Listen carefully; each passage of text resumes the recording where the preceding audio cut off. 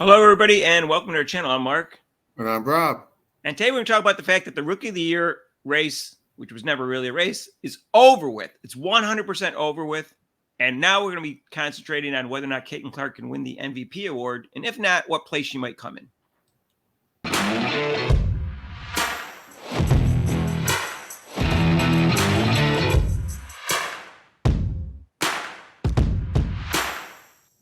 And hey, if you haven't subscribed to our channel yet, please do so. Hit the notification bell when you do so you get notified of our next videos. So for people who knew basketball, the race was never as close as what some people were claiming. Due to tribalism and racism, people had the narrative going on that Angel Reese should be Rookie of the Year. That is obviously not true if you watch the two play. Caitlin Clark means way more to her team and makes her teammates much better. And last night she had her best game of the year. And Angel Reese did not look good, but she did some nice stat padding at the end to get her double-double. She only had 5 points until the game was over with, basically. Yeah.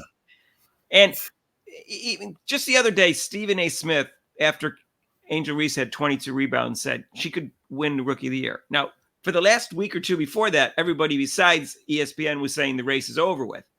And Stephen A. Smith should know better. And yet he said that. In fact, he should know better than what he said. He also said this, Rob, that Caitlin Clark used to do this to her opponents. She did it one time. And he keeps doing that like she does it a lot of times. I just want to correct that. She did it one time. And Angel Reese is not going to win Rookie of the Year. And I hope Stephen A. Smith at least backpedals on that after like last night's game, especially. Well, as you see, Mark, ESPN has his agenda. And it seems like this agenda was not to promote Caitlin Clark from the get-go. Even though a lot of the college games were broadcasted on ESPN, and you could see her play, and how then when she comes into the WNBA, you see how she was playing.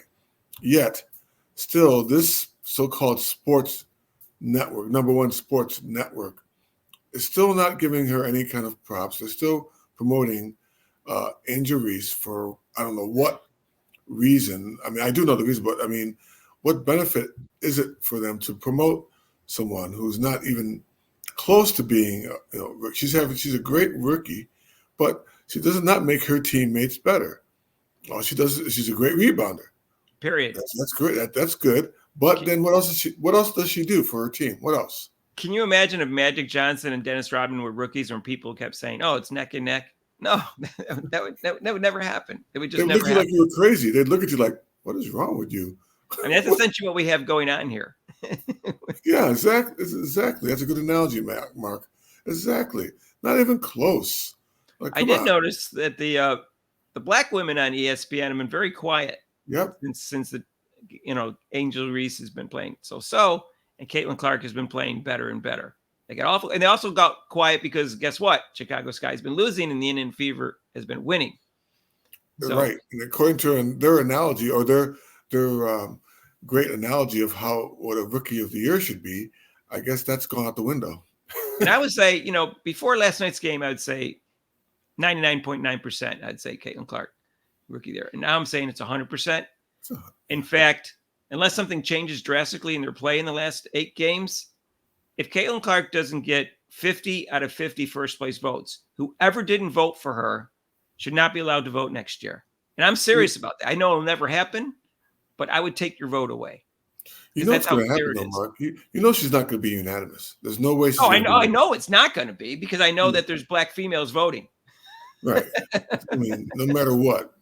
And maybe some overly woke white people who are sticking up for Angel Reese. I don't know. Yeah, it's not going to happen. Yeah, she'll win. She'll win. That's fine. I mean, actually, to me, that's fine. If they don't give her unanimous, but if they don't give her overall, if they give Angel Reese over, like maybe make it really close, I'd be with you. I'm like, you should lose your right for voting. Well, Rob, I think the way they do the voting is you can vote for 3 people and you put them in order 1, 2, 3. MVP, okay. It's 1, 2, 3, 4, 5. If Caitlin Clark is not like second, and they put her like third or not at all, that person should really have their vote taken away because they're doing it just so Caitlin Clark doesn't get points, not because they're being honest. Even if they honestly think, which I can't imagine why, that Angel Reese deserves it because of all her double-doubles. She's a walking double-double. If you don't put Caitlin Clark second, that's ridiculous. But right now, I think that there's a much better discussion is who's second. I don't think it's clear that Angel Reese is second anymore. Kia Jackson is playing well. Yeah. And Camila Cardozo is playing well. She's a better defender and a better offensive player, much better than Angel Reese. Not as good a rebounder, but her all-around game is just as good. And so I think it's very unclear who should be second, third, and fourth. And that's where the discussion should be for Rookie of the Year. Rookie of the Year, number one, is over with. It's over with, Johnny. It's done. Stop it. It's kaput. It's kaput. You know. Anybody, and the announcers were saying that last night, Rob. That was still open for discussion. That people each have their backers. No. People, delusional people have Angel Reese's backers. It really, stop it. This is not close. I don't want to hear about it anymore. I want to hear about whether or not Caitlin Clark should be MVP, which is a legitimate discussion as of right now. And I held back a little bit. I said she probably is top 5. Right now, I think she's probably third for MVP. Mm-hmm. Like if I was voting, and this is consistent with Las Vegas odds, but that's not why I'm saying that. I would vote her third because Nafisa Cali is playing great and they're winning. The Minnesota Lynx are winning. In fact, I think they won. They're 6-1 recently. They lost, but they had won 7 straight. And she's putting up great numbers. And Asia Wilson's putting up great numbers, but they're 3-5 in their last 8 games. So we'll see how it finishes. And in terms of those 3, I think Sabrina Ionescu and Brianna Stewart played well, but they're going to cancel each other out, I think, Rob. Yeah. No, yeah. I mean, yeah, she's definitely, we had her up in the top 5, but I think she's, like you said, like the odds have her in third, which is where she should be. Yeah, I was hesitant to put her like third or anything like that because the Fever were under 500. Caitlin Clark was a little inconsistent, but last night was her best game. And I think she's starting to hit her threes and get fewer turnovers recently. And I think her defense has improved the last couple of games. So to me, she really is third right now. And I'm not saying she couldn't be first. I'm not even saying you can't make that argument because she literally makes everyone around her better, way better than anyone else in the league. And that's why I think if you made the argument that she should be first, I'm not going to really give you a hard time about it. I'm just trying to be objective about it at the same time. She's the reason why they're at this level. They have this many wins. She is the reason. She's the main reason why that. It's not coaching. It's not whatever schedule. It's definitely because of her. Yeah, in defense of Nafisa Collier, she's averaging 20.6 points, 10 rebounds, 3.7 assists, 1.9 steals, 1.3 blocks, only 2.3 turnovers. And she also shooting 50% and also 33% from 3. So she's having a great year. And like I said, they're winning recently. In addition to that, for Asia Wilson, she's having a tremendous year also. 27 points, 11.8 rebounds, 2.4 assists, 1.9 steals, 2.7 blocks. She leads the league in blocks. And her turnover is only 1.4, Rob. She doesn't turn the ball over either. And she shoots 52% and 34.8% from 3. So, I mean, her stats are very impressive. So to say, you could argue for Caitlin Clark, but to say it's clear that Caitlin Clark should be MVP, and it's not so clear. Those 2 players are having great years and their teams are winning. She's in the running. We didn't say she's going to win, but she's in the running for MVP. Oh, clearly. And like I said, third seems about right now. But what if the Fever win 7 out of the last 8 or win the last 8 and Caitlin Clark keeps hitting her 3 and keeps playing great, her defense improves? You could change my mind on that, Rob. If she finishes out like that, strong like that, yeah, you're right. For sake of completeness, although people usually know Caitlin Clark's stats, she's now averaging 18.4 points a game, 5.7 rebounds, 8.3 assists. Obviously, she's leading the league in assists, 1.4 steals, 0.8 blocks, and 5.4 turnovers. Her field goal percentage is 41.9, and she's shooting 33.7% from threes and 90.1% from the free throw line, which is a factor because she gets to the line now a little bit more. The refs are finally getting her some calls. Right.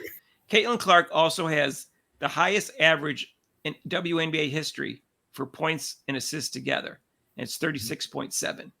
So she leads that league, and she leads it all time in WNBA history. Yeah, right there. One of many stats, Mark. So right, yeah. Assist leader, for rookie, it just goes on and on.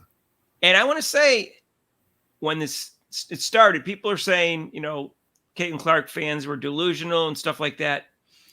This is what I said in the beginning of the year, and I'm going to repeat this right now. I said, I don't think she'll win MVP the first year. I think by her third year, she'll be winning MVP. She might win it next year. Now she looks like she's improving even quicker than I thought she would, at least, especially her passing at least has. Right. And I said she would average around 20 points and 10 assists. She's a little short of that because they started out slow and they double team them. I didn't expect her to get no calls from refs and get double team and triple team and have teammates that didn't like her and a coach that was holding her back. But she's really close to what I predicted, Rob. I said 6 rebounds. Let's look at these stats right now. And at the end of the year, I might be even closer. I said 20 points. She's 18.4. I said 10 assists. She's 8.3 and 5.7 rebounds. And I said 6. And I said 1.5 steals. She's 1.4. And I said 0.5 blocks. She actually has more blocks than I thought. And I said turnovers. I was hoping for a 2-to-1 ratio. So I said 5 turnovers and she's 5.4. Her shooting percentage is a little lower than I was expecting. Our free throw percentage is actually a little bit higher than she did in college. In college, she was like 88 or 89%. But her shooting percentage, I thought, would be closer to like 45 and 35%.